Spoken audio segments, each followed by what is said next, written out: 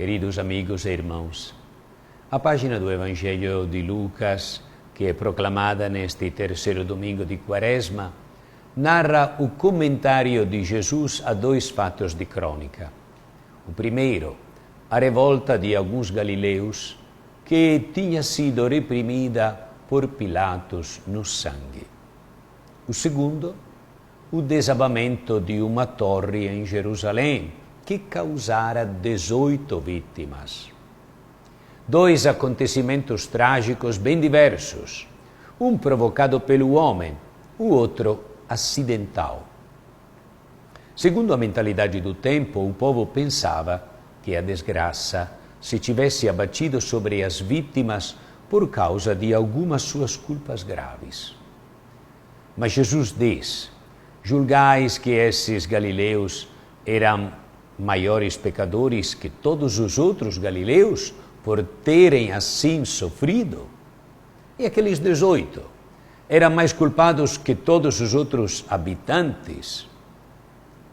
Em ambos os casos conclui: não, eu lhes digo, mas se não vos arrependerdes, perecereis todos do mesmo modo. Eis, portanto, o ponto ao qual Jesus deseja guiar os seus ouvintes: a necessidade da conversão. Não a propõe em termos moralistas, mas realistas, como a única resposta adequada a acontecimentos que põem em crise as certezas humanas. Perante certas desgraças, adverte ele, não serve descarregar a culpa sobre as vítimas. A verdadeira sabedoria é antes deixar-se interpelar pela precariedade da existência e assumir uma atitude de responsabilidade. Fazer penitência e melhorar a nossa vida. É esta a sabedoria. É esta a resposta mais eficaz ao mal de qualquer tipo, interpessoal, social e até internacional. O mal que vemos na história e na natureza é um apelo a nos converter. Se somos filhos, somos chamados a nos tornar irmãos, sabendo que não somos donos nem da vida dos outros, nem da nossa. Ao longo dos 3 anos do seu ministério, o Senhor Jesus fadigou para que nós levássemos o fruto do amor por Ele entre nós.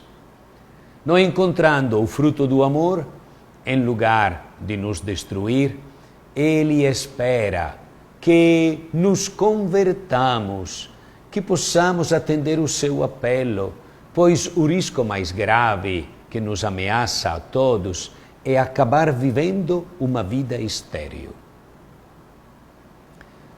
Sem darmos conta, vamos reduzindo a vida ao que nos parece importante: ganhar dinheiro, não ter problemas, comprar coisas, saber divertir-nos. Passados alguns anos, podemos encontrar-nos vivendo sem outro horizonte e sem outro projeto. É o mais fácil. Pouco a pouco, vamos substituindo os valores que poderiam alentar nossa vida por tantos pequenos interesses que nos ajudam a ir levando.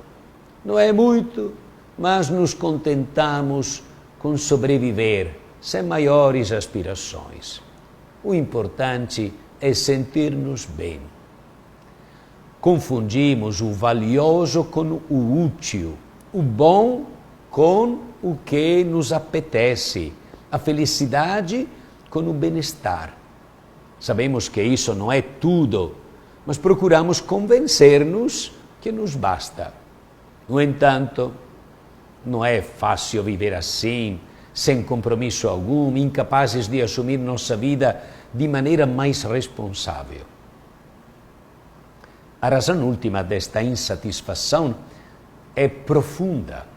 Viver de maneira estéril significa não entrar no processo criador de Deus, permanecer como espectadores passivos, não entender o que é mistério da vida, negar em nós o que nos torna mais semelhantes ao Criador. O amor criativo e a entrega generosa.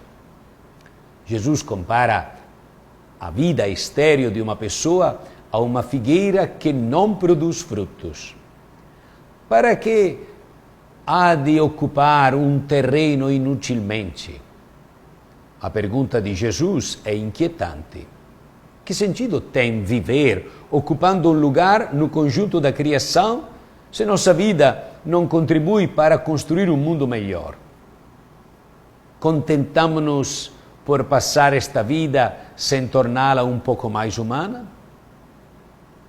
Criar um filho, construir uma família, cuidar dos pais idosos, cultivar a amizade ou acompanhar de perto uma pessoa necessitada, não é desperdiçar a vida, mas vivê-la a partir da sua verdade mais plena. Cristo convida a responder ao mal, antes de tudo, com um sério exame de consciência e com o compromisso de purificar a própria vida. Caso contrário, ele diz, morreremos.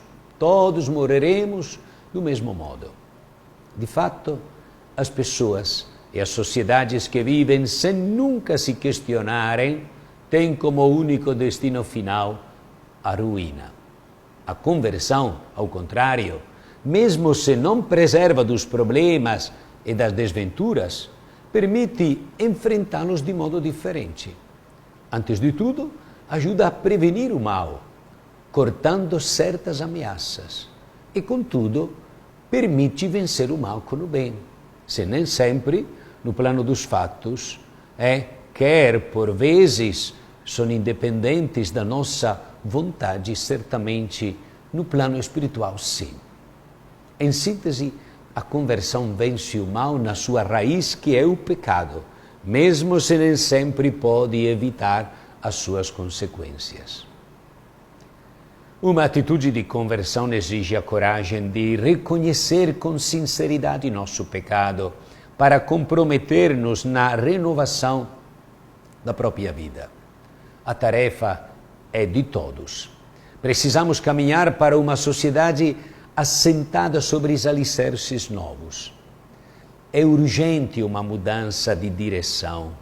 É preciso abandonar pressupostos que estivemos considerando valiosos e intangíveis e dar uma nova convivência, uma nova orientação.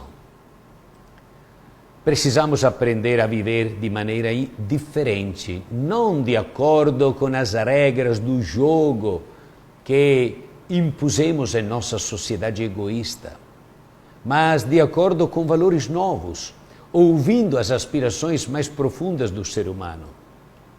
A partir do beco sem saída a que chegou a sociedade do bem-estar, precisamos ouvir o grito de alerta de Jesus: se não vos converterdes, todos vós perecereis. Salvar-nos-emos se chegarmos a ser não mais poderosos, e sim mais solidários.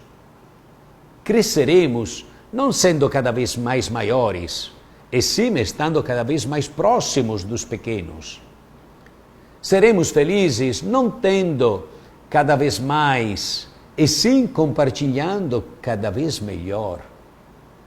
Não nos salvaremos se continuarmos gritando cada um suas próprias reivindicações e esquecendo as necessidades dos outros. Precisamos atrever-nos a ouvir mais fielmente o Evangelho de Jesus. Convertei-vos.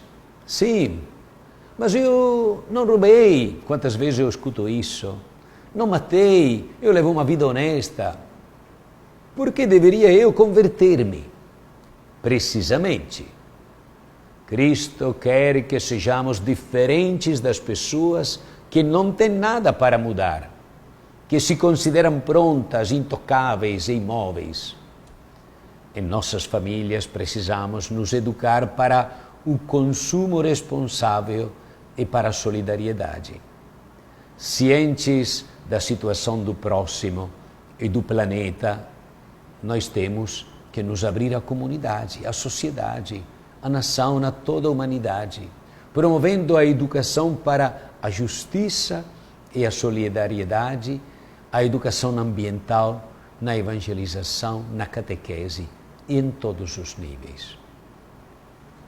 Ó Pai, as tantas situações dramáticas que atingem nossa vida são uma ocasião para pensarmos na nossa condição humana que terminará naturalmente na morte, para recordar a nossa fragilidade e levar-nos a voltar o nosso ser para Ti, que podes dar verdadeiro sentido à nossa vida. Tu, ó Pai, és infinitamente paciente para conosco. Conheces nossas fragilidades e nossos pecados, e mesmo assim nunca deixas de ter confiança em nós. Não queres punir-nos, mas fazer-nos viver. Abre, pois, o nosso coração, para que empreendamos a amar a Ti e aos nossos irmãos. Que o Teu Espírito guie os nossos pensamentos, as nossas palavras e os nossos atos, e produza em nós os frutos que Tu esperas. Amém. Que Deus abençoe a todos, em nome do Pai, e do Filho, e do Espírito Santo. Amém.